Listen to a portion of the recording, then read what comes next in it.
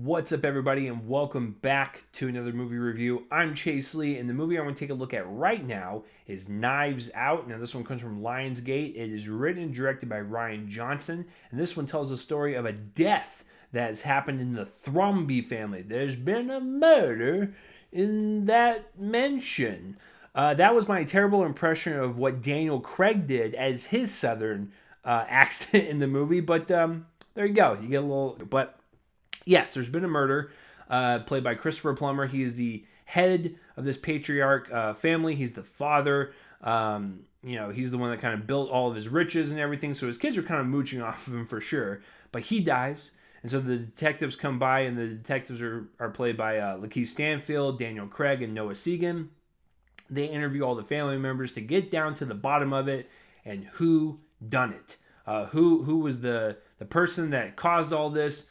Who was the person that was the killer?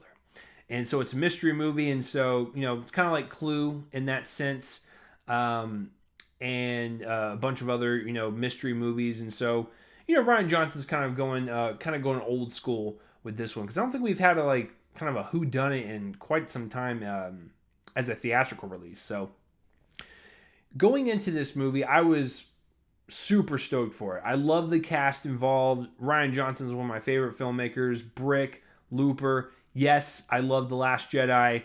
And now with this movie, it's just like, he's on a roll. He can literally do whatever he wants, and I will be there opening day to see it. Of course, I was on vacation, so it took me about a week to see this one, but you get my point. I will literally see anything that he puts his name on. He's just that good. The type of director that will take genres or subgenres, make them fresh and unique, and just make them feel new in the genre that they're inhabited in. It feels like a brand new version of that genre, and I like that. He subverts expectations, he twists things and turns things on its head, and that's what makes him exciting as a filmmaker to watch. So with this one, I saw the first trailer to Knives Out, and I thought it looked really great. It captured the tone I thought Rian Johnson would go for. It's funny, it's dark, it's mysterious. It's got a little bit of everything. And so I didn't watch trailer 2 or 3 because I heard that those spoiled a lot in the movie. So I stuck with the first trailer and I moved on. So I saw the movie and I like it. I think it's a fun movie. It's definitely entertaining to watch with a crowd in a theater. That was really fun to watch. But all these people online are saying it's one of the best of the year. Or it needs to be pushed for Oscars with original screenplay or what. I don't really see the overhype on this movie. I like the movie quite a bit, but this isn't anything to where I'm going to put it in a top 10 or I'm going to revisit anytime soon if someone lets me borrow the movie, but I'm not over the moon for it. I still like it, but I'm not going crazy about it like everyone else is online. If you are going crazy over this movie, please let me know down below. I would like to read your thoughts on it. But my take on the movie, Rian Johnson, he's just a good filmmaker. Plain and simple. This is a guy who took Brick and turned it on its head with the whole neo-noir genre, making it in a high school. With Looper, kind of played with the science fiction genre a little bit and time travel and making his own version with that. And of course, taking a stab at big blockbuster franchise filmmaking with The Last Jedi, making that really weird, out there, and bold, and it was something completely different. And he does that with this one too. With whodunits and mystery movies, you have a certain type of structure that most filmmakers go to. You set up the murder in the first act. And by the first act, you kind of get most of your clues. Towards the second act, you get all of your clues and maybe a hint in terms of what the killer or who the killer is. By the end of the third act, you get your killer, and then maybe in some cases, making it slightly different, you subvert expectations and you throw out a possibility of this person as the killer, and they reveal their plan and everything, debunking the first person. That's very rare, but that's typically the structure. With Rian Johnson, he does it completely different. He actually reveals how, why, and who did the killing in the first act.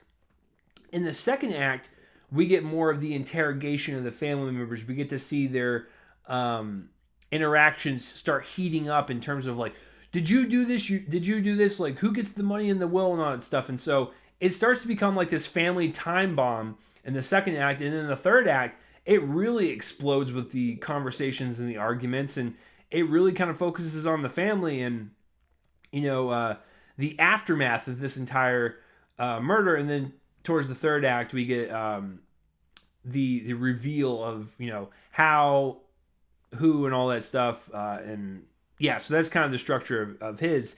And it was cool. It was cool to see Rian kind of take a stab at that, pun intended, take a stab at this, whodunit structure and literally flip everything, move pieces around, and tell the story out and how he wanted to tell it. And it was really fun to watch. It was engaging, and it really kept me kind of guessing as to what was going on. I kind of had a hint on who it was, and towards the end of the movie, I was right. But that's not really the point about it. It's about the journey of the whodunit in the mystery movie, and the journey was quite entertaining at that. A lot of people are pointing out some of the themes that he kind of tackles in the script in terms of the political stuff. I don't really have an issue with it. It's just, I saw them as character traits, and it is what it is type of deal. I didn't really look too far into it. It was just, that's what Rian wanted to put in his movie. That's what he was feeling at the time. More power to you. But I know a lot of people are talking about that. That didn't really bother me. I was just more focused on the structure of the overall story, not, those underlying themes a little bit. I was just more looking at the whole thing. So maybe I'm missing something, but I know a lot of people are pointing that out. I didn't really find that to be a big deal. But I thought it was really well written. The characters were fully realized. They were all unique in their own way.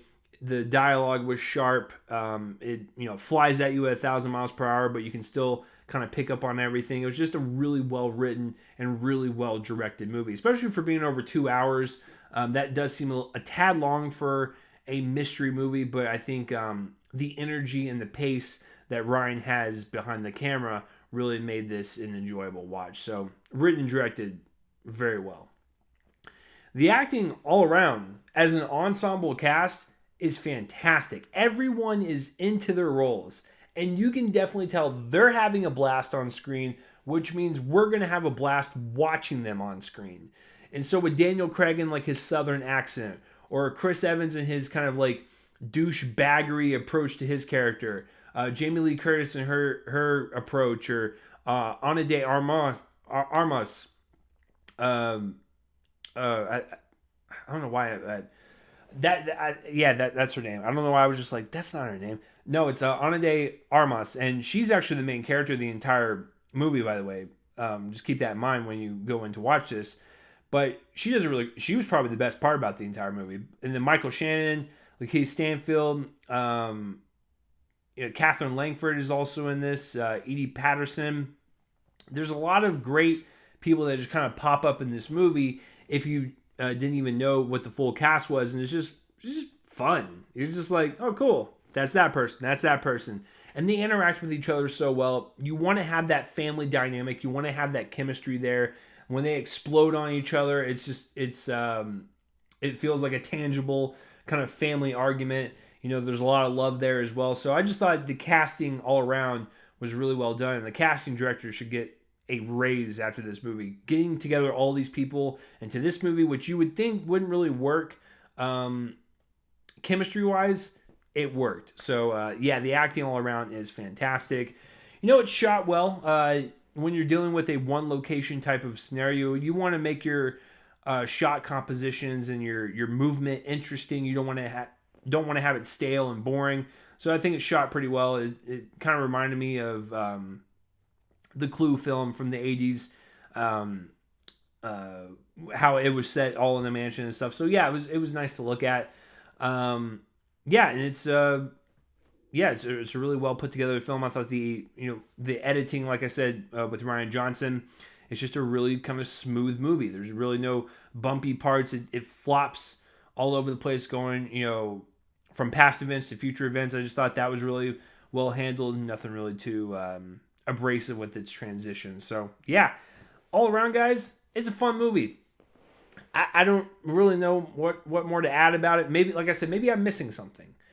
But I think for right now, I'm comfortable with saying I like this movie, and I'm going to give Knives Out a B. So what did you guys think of this movie? Did you love it more than me? Did you hate it more than me? Please let me know down below, and let me know your thoughts. I read all of them, so please do that. Please like this video and subscribe to my channel for all future reviews. And that will do it for this review, guys. I am Chase Lee, and tune in next time for whatever I review next. I will see you guys later.